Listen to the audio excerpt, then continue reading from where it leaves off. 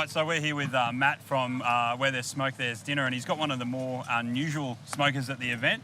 Do you mind telling us a little bit about it? Yeah, sure. So it started off as a off-the-shelf basic Wichita Yoder, which comes from the USA. And, you know, you spend so much time doing the cooks, I thought might be able to improve the smoker a bit, and then it became a disease after that. And, you know, the guys around would always say, you know, what are you going to put on? You got to put something else on for the next comp. So then I had to think about what I was doing. But, you know, if you want to have a look, so from the front, you got the main firebox and the smoking chamber.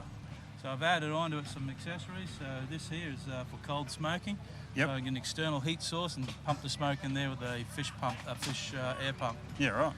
Got a nutcracker here. Perfect neighbourhood Bundaberg. Get plenty of macadamia nuts you sure here. do. Usually I've got an umbrella, but the wind blew it away. Yeah, it's windy conditions today. Yeah, pretty sad. So got the typical thermometers that came with it. That's the name of the smoker, Steampunk Yoder.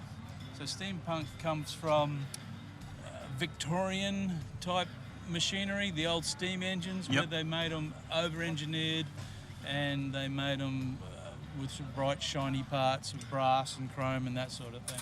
Yeah, right.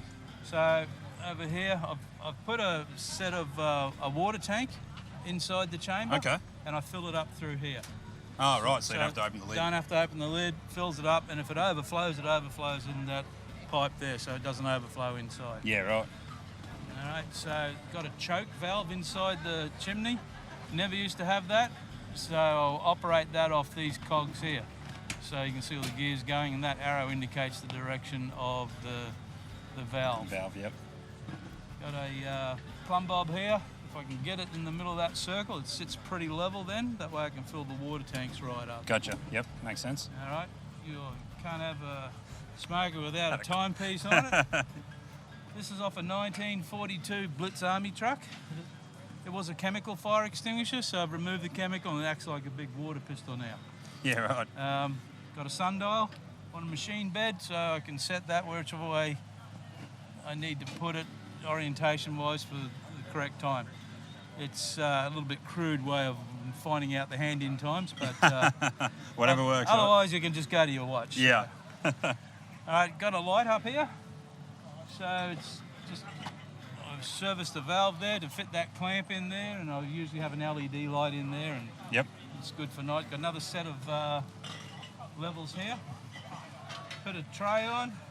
All this stuff folds up so I can transport it around. Yep. Put some lifting lugs on it here so I can pick it up with my crane on the back of the ute. Nice. Temperature gauge. This is a water tank, holds 65 litres. And you can see it gets up to 100 degrees. Yeah, so, right.